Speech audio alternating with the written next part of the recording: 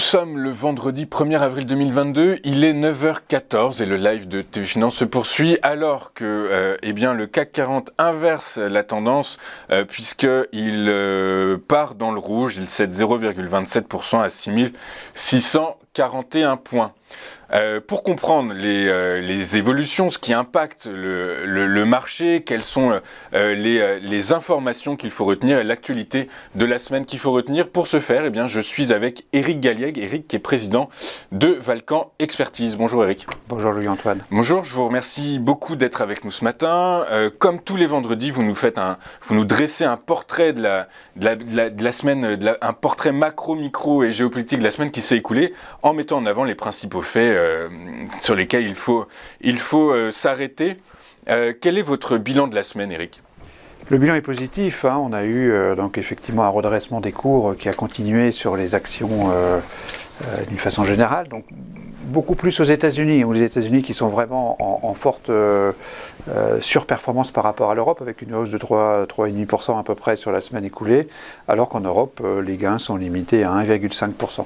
Donc c'est quelque chose de relativement net, donc la poursuite du rebond, sachant qu'on a observé aussi un fort rebond de l'euro contre le dollar, donc plus 1,5% cette semaine. Ok, très clair, merci. On bascule donc sur l'actualité géopolitique, macroéconomique, micro, avec donc de la géopolitique et la crise qui ne se résout pas en Ukraine. Oui, ça ne se résout pas. Il y a quand même quelques négociations. On a vu qu'en Turquie, il y a eu une forme de négociation. On a eu des déclarations des uns et des autres. Donc le président ukrainien qui annonce que finalement le statut de la neutralité pourrait être envisagé, des Russes qui annoncent que les troupes pourraient se recentrer en quelque sorte sur l'Est et quitter le Nord et l'Ouest du pays. Donc voilà, il y a eu quelques nouvelles plutôt, on va dire, positives, objectivement positives, donc dans cette crise ukrainienne, et ce qui est bien sûr un élément plutôt positif. On finira un jour par en sortir, et ça serait évidemment quelque chose de très positif. Néanmoins, oui, c'est sûr. Alors oui, ce qui est positif, c'est qu'ils commencent à discuter entre eux, en fait, en réalité, parce qu'on oui. a vu qu'au lendemain de ces pourparlers dont vous faites référence, Poutine lançait une attaque dévastatrice sur Mariupol. Il disait qu'il allait quitter l'Est pour se concentrer sur l'Ouest, quitter l'Ouest pour se concentrer sur l'Est. On doit quand même, en réalité, c'est parce qu'il... on est très désinformé, on n'y a aucune information fiable, donc voilà, il faut rester très prudent là-dessus. Néanmoins, il y a quand même eu des discussions directes. Des discussions. Ce qui est toujours un peu étonnant, vu la violence de la guerre. Mais voilà, c'était plutôt une bonne nouvelle. En tout cas, ces pourparlers-là sont effectivement une bonne nouvelle. Il y a un couloir humanitaire aussi qui s'est ouvert. Donc dans le fond, tout ça est plutôt positif. Alors, ce qui pourrait être négatif, par contre, c'est que la Chine semble soutenir son allié russe. Alors voilà, je pense que c'est un élément très important pour l'ensemble du scénario de marché et pour, d'une certaine façon, l'avenir du monde. Mais c'est vrai que si cette crise ukrainienne amenait un rapprochement beaucoup plus rapide et plus marqué entre la Russie et la Chine, ce qui semble être le cas, notamment les discussions donc, entre les deux diplomates en chef, russes et chinois, qui a eu lieu cette semaine, et a condamné vivement, donc la Chine a condamné vivement donc les sanctions illégales et contre-productives des États-Unis et de ses satellites, donc l'Europe. Donc c'est un discours qui est assez agressif de la part de la Chine. Et donc le fait qu'il y ait ce rapprochement constituerait, de notre point de vue, un événement particulièrement négatif, parce qu'on assisterait donc à un recentrage sur eux-mêmes, donc de ces deux démocratures, qui se ferait en opposition avec les démocraties, par rapport aux démocraties occidentales et par rapport aux États-Unis, dont le leadership mondial est remis en cause. C'est bien ça le sujet. Exactement.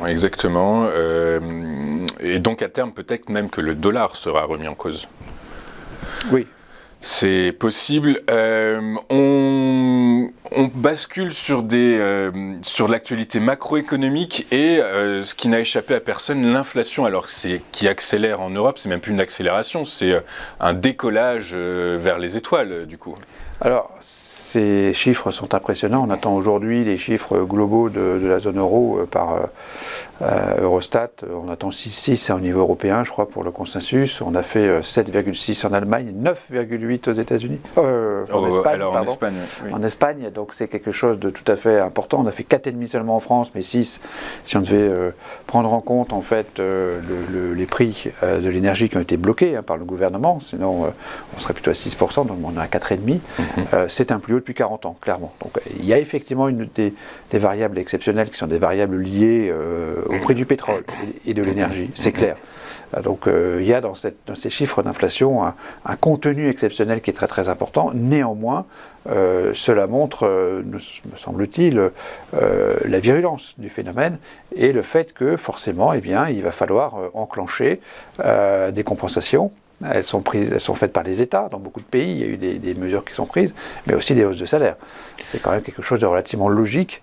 Et donc, il faut s'attendre dans les mois qui viennent à des négociations peut-être un peu dures entre le patronat et les syndicats, ou entre les salariés et les patrons, pour schématiser. Et tout ceci pourrait finalement confirmer que progressivement, l'inflation s'installe. Alors, pas forcément à 10%. Non. Mais entre 3 et 5%, c'est une réalité qui maintenant est de moins en moins remise en cause. Donc c'est un élément négatif, bien sûr. C'est évidemment négatif, mais peut-être qu'on est en train de changer de paradigme. Vous nous parliez juste avant de la Chine et de la Russie qui se rejoignent, changement de paradigme géopolitique, l'inflation qui accélère en Europe. Vous nous dites que potentiellement elle pourrait s'installer à 3-4%. Est-ce que la BCE s'y prend trop tard là? Est-ce qu'elle aurait dû relever ses taux finir son quantitative easing plus tôt, relever ses taux plus tôt? Je ne juge personne, j'essaie de commenter les actualités de la semaine. La BCE, probablement, effectivement, est peut-être un peu en retard, mais bon, dans son discours, le sujet, c'était lutter contre la déflation, il ne faut pas l'oublier. Donc voilà, il y a une partie quand même qui demeure exceptionnelle de cette inflation. Donc la BCE, elle va effectivement normaliser sa politique monétaire, c'est en cours. Voilà, c'est vrai que... Et dans le discours officiel, on a le sentiment qu'on préfère avoir un petit peu trop d'inflation qu'un peu trop de déflation. Donc finalement, oui... parce qu'inflation égale croissance dans l'esprit commun. Inflation égale croissance, déflation, décroissance. Mais il y a des effets négatifs de l'inflation qu'on connaît bien. Et donc finalement, la sanction qui est portée à l'épargne. Et c'est ça aussi le sujet.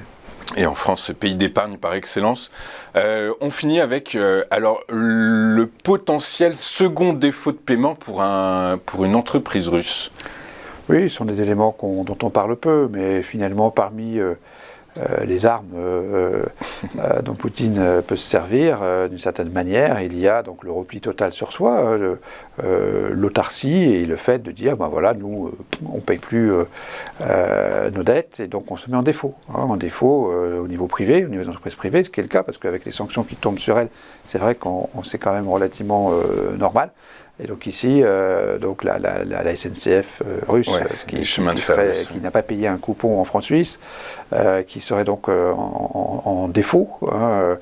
Cela nous rappelle qu'un des sujets, c'est le défaut général des acteurs russes sur le marché. Et c'est quelque chose qui serait quand même négatif. Donc c'est pour ça qu'on l'a noté -1 cette semaine. Ok, donc dans ce climat, dans cet environnement, quelle est votre conclusion, votre synthèse ? La synthèse est négative de -2, c'est-à-dire qu'on considère que cette semaine, les négociations dans la crise géopolitique qui ont l'air d'évoluer positivement étaient le seul point positif. Les 3 points négatifs concernent la politique et donc le rapprochement sino-russe, l'inflation qui progresse, donc c'est une activité monétaire, et une activité financière avec un risque de défaut qui augmente de plus en plus de l'ensemble des débiteurs russes, qu'ils soient publics ou privés. Ok, donc j'imagine qu'avec cette synthèse et cette conclusion, finalement, vos recommandations d'investissement sont plutôt de se tenir à l'écart du marché action pour le moment ? Nous, on considère que l'ensemble de ces événements sont gravissimes depuis le 24 février.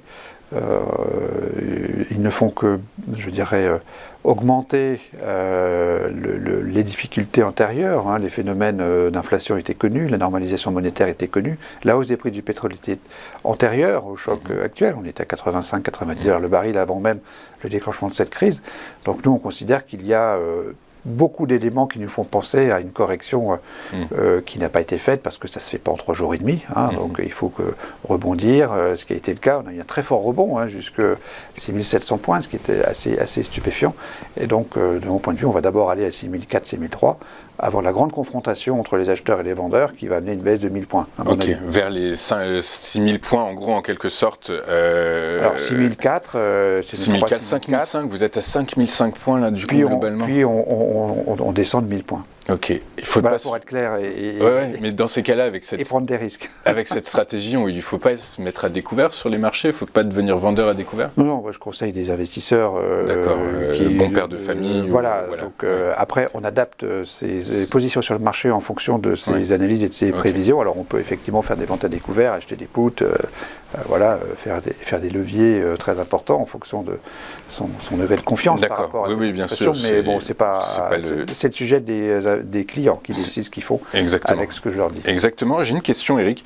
Avec ce dont on vient de voir, l'inflation, notamment l'inflation, la guerre, etc., est-ce qu'on peut anticiper des résultats du T1 2022 un peu inférieurs à ce qui était prévu aux États-Unis et en France? On voit que les salaires augmentent. Les entreprises vont les remettre, vont les introduire dans leur prix de vente. Est-ce que les marges se tendent ou pas chez les entreprises en ce moment? L'ensemble de ces éléments contextuels, au niveau économique, au niveau financier, la hausse des taux aussi, la hausse des taux hypothécaires américains est considérable. On a gagné 150 points de base sur l'hypothécaire à 30 ans. Le pouvoir d'achat des ménages pour acheter l'immobilier, pour acheter une maison a diminué de 23% depuis le début de l'année. Donc on a des phénomènes qui sont négatifs et bien sûr sur les marges des entreprises. Moi je considère que les révisions de bénéfices vont être négatives d'une façon importante, d'au moins 5%, parce que... on était alors aux États-Unis ou en Europe? En Europe. On était à 8% à peu près, plus ou moins. Les analystes anticipaient des résultats en croissance de 8. Ça veut dire qu'on sera à 3. Ouais, pourquoi pas. L'OCDE, le FMI va publier ses nouvelles prévisions. L'OCDE révisé en baisse de au moins 1%, 1,5% ses anticipations de croissance. On sait qu'une baisse de 1% de moins sur le PIB, c'est 5% de moins sur les bénéfices. Donc voilà, je pense que c'est à minima. Je ne comprends pas... si, les analystes sont prudents parce qu'ils attendent d'avoir des éléments plus clairs pour réviser en baisse, mais de mon point de vue, il va y avoir des révisions en baisse et c'est bien ça le problème. Et dès le T1 2022 du coup. Et c'est ce qui va déclencher la baisse. Vers les 5005, on verra bien. On verra bien. Ça marche. Merci beaucoup Eric d'avoir été avec nous ce matin. Je rappelle que vous êtes président de Valcan Expertise et qu'on vous retrouve tous les vendredis. Merci beaucoup Eric. On marque une pause et on se retrouve pour la suite et la fin de votre live. À tout de suite sur TF Finance.